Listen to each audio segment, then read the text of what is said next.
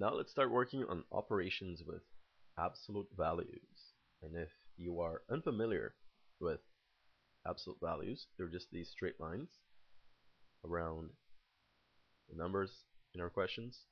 And what do they mean? Well, the absolute value of a negative number is the same number, but just positive. And the absolute value of a positive number is just the same number, still positive. So that's it. That's really not too complex. So the absolute value of -7, for example, would be +7, and so on. Just a few little examples here. Now question number 1. Now the absolute value of -8 is just +8.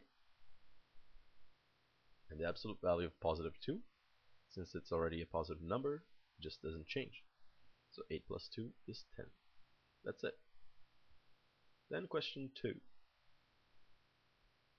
The absolute value of -5 is +5, like explained over here. And we're adding the absolute value of -3, which is just +3. Sorry, +3. 5 plus 3, 8. That's it. Question 3. Now, -7 plus 3 is -4.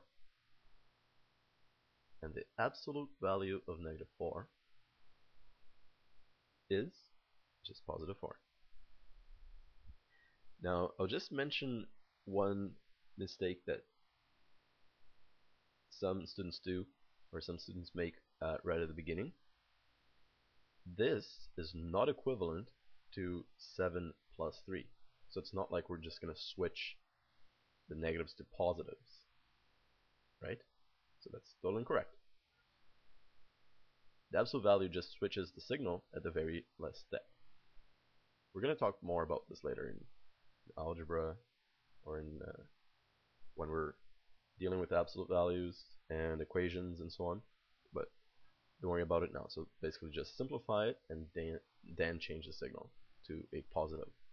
Over here we have the absolute value of -2 plus 5. -2 plus 5 is 3. And the absolute value of -1 is just +1. The absolute value of 3 is just 3. 3 minus 1, 2. And that's it.